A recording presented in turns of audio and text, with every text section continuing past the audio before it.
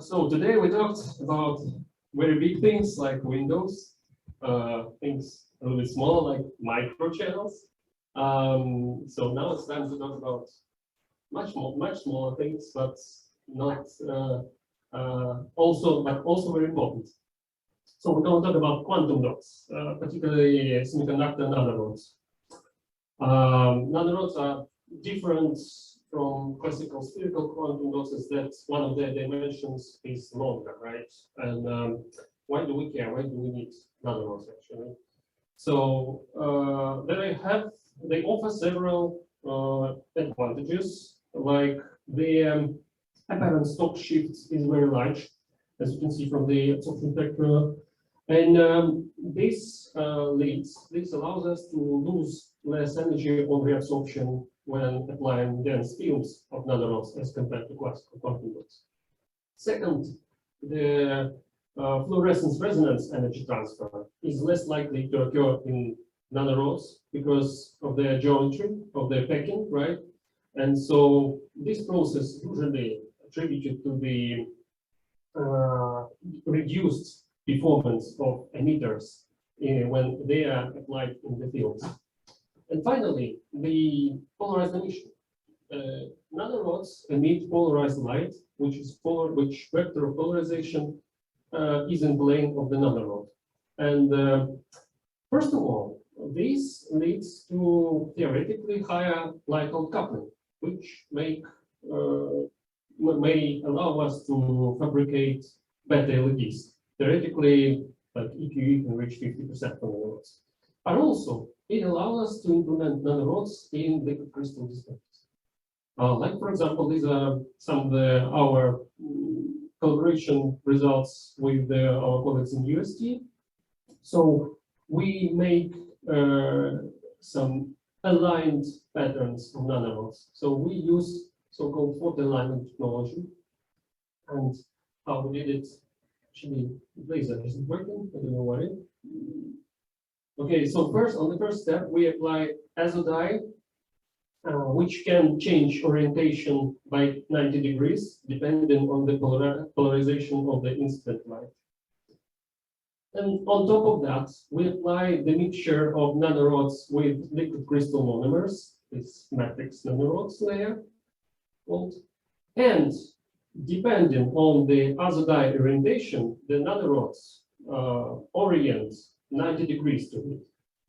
So we can, by applying photomasks, we can make arrays of perpendicular and arrays of nanorods perpendicular to each other with a high degree of resolution, up to 2 microns, as shown in the down right corner. So this allows us to fabricate better liquid crystal displays. What is the advantage of this? So in liquid crystal displays, we usually have 2 polarizers. One at the citation part and on top of the whole setup. By removing one polarizer, we actually each polarizer causes 50% drop in the light intensity. So by removing one polarizer, we increase the power efficiency. We nearly double it. So in terms of portable devices, this is quite good, right? And plus, we reduce the amount of waste heat, right? So it is from environmental concern, it is advantages. Then your next question will be, which kind of nanorods we have at the moment, right? Which kind of materials? Materials are everything, right? Without materials, we can't do anything. And so there are 3 systems being reported so far. Well, actually 4, but this is the topic of my report. Right, so in 2007, Literata Mana and independently Dmitriy Talapin, they reported cat-selenide cat-sulfide nanorods synthesis, which is a type 1 heterostructure, high PLQI up to 80%, very good control over size and shape, and PL emission ranging in the visible range from green to red. Next, Uri Badin reported zinc-selenide cat-sulfide heterostructured nanorods, which exhibit 45% PLQI. Given that this heterostructure is type 2, this is a very remarkably high value, even though it it is indirect recombinations in conductor with one of the charge carriers being located in one part and another in the shell, in the rod shell. And recently, Melodonega prepared copper indium sulfide zinc sulfide for shell nanorods. But the degree over the control over the size was limited, and the PL was limited, and resulted in rather poor PLQI of 20%. So, and copper indium is very hard to make anisotropic, to make into nanorods, because usually copper indium semiconductor has cubic structure. It's the stable, and root side is metastable stable. So, and how to overcome these issues, I will tell you in the next few slides. So today I will introduce you. This is a scheme of the core shell nanorods, starting from the cores, followed by the discussion of the structure of the resulting nanorods based on them, and we will talk about their optical properties.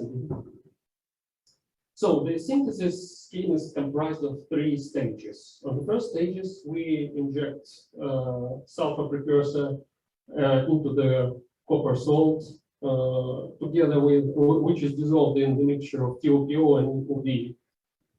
Triactyl phosphine oxide, or TOPO, here is both surfactant and very important one because it stabilizes the hexagonal packing of copper and sulfur atoms in the resulting copper sulfide. Further, on the next stage, it is converted into copper indium sulfide quantum dots by cation exchange means, implementing TOP and indium acetate. So, and then on the third stage, we derive nanorods from copper indium sulfide by injecting TOP sulfur along with the copper indium sulfide seeds into the solution of cadmium precursor. So, copper sulfide prepared on the first stage is characterized by local chalcocite phase, which is a hexagonal packed compound semiconductor. And we implemented cation exchange with indium acetate TOP at the molar ratio 1:1 to convert them into copper indium. Why this equimolar ratio that important? You know, during cation exchange, one cation is extracted, another one is inserted in. So there is an outflow and inflow of cations, and we under these conditions, the defects may occur if the cation inflow-outflow is unbalanced. So those sort of defects are usually called as Kirkendall, or you know, this Kirkendall effect. So to prevent this pore formation, which will suppress or affect our optical properties, we implement the equimolar ratio in the acetate and TOP. So only one cation of copper is extracted, the indium will go in. So why you may ask why TOP? Why we use phosphine reagent? And phosphine reagent is a soft Lewis base, and it has very high affinity to copper, which is soft Lewis acid, while indium is hard, right? So that drives the formation of copper indium sulfide. And what else is hidden here is that copper indium sulfide lattice and copper sulfide lattice have just very small, around a percentage difference in sulfur and iron packing when the molar ratio between copper and indium is 1:1. So it means the reaction is self-limited. It stops when the copper and indium concentration are equal to each other. And that's what we see.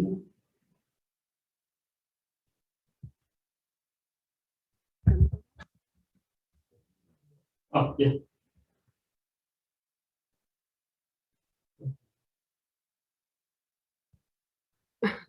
Wait, okay, that maybe I help you.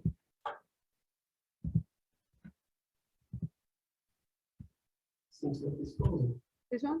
Okay, yeah, and you see the ion ratio is exactly 1, right, for all sizes of seeds prepared in this one. So we grown quantum dots for different times, right, to get different sizes, and in order to study the effect of the core size on the formation of the final nanorods, and plus we alloyed one batch of quantum dots with zinc to see the effect of the core composition of the final product.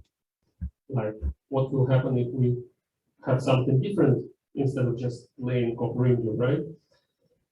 Okay, so after coating the copper indium with an isotropic cat sulfide shell, we got the minimum dispersed ensemble of the nanorods, right? And the growth is nearly epitaxial, which is confirmed by the clearly seen lattice fringes of the Fourier transform on the FFT image here on the nanorod. And you may ask what mechanism of the growth. So the ligands which we used in this work are ODPA, and there's a phosphonic acids which were shown on one of the previous slides. So phosphonic acids are negatively charged and they bound to cadmium, to the cation, right? While in Wurtzite structure, as I talked about right, previously, in the Wurtzite structure, we have 002 plane, mainly populated with cadmium atoms, and 00-2 plane, which is mostly sulfur one. So sulfur won't be bound by phosphonic acids, and that's why it is partially free. So it's available for precursors to diffuse in and to react with it. That's why the growth occurs preferably along one axis. And the consequence of this is that the core should be located at one of the rod ends.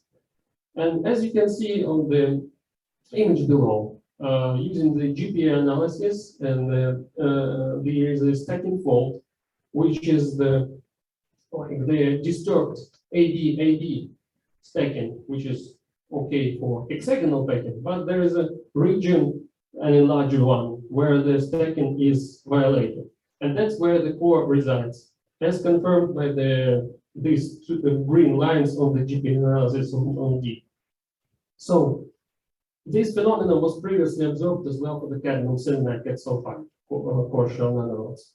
So usually correlated at around 1/3 or 1/4 part of the nanorod length, meaning that it was grown along one direction. So we also obtained brilliant results with other sized seeds. So for the small and larger one, they both form nearly dispersed size distribution of nanorods. Plus, all are high crystallinity as confirmed by the high resolution inserted nanorods on TM images. Increasing the temperature of the injection up to 380, we managed to increase the reaction rate of the precursors and got longer rods depicted on C.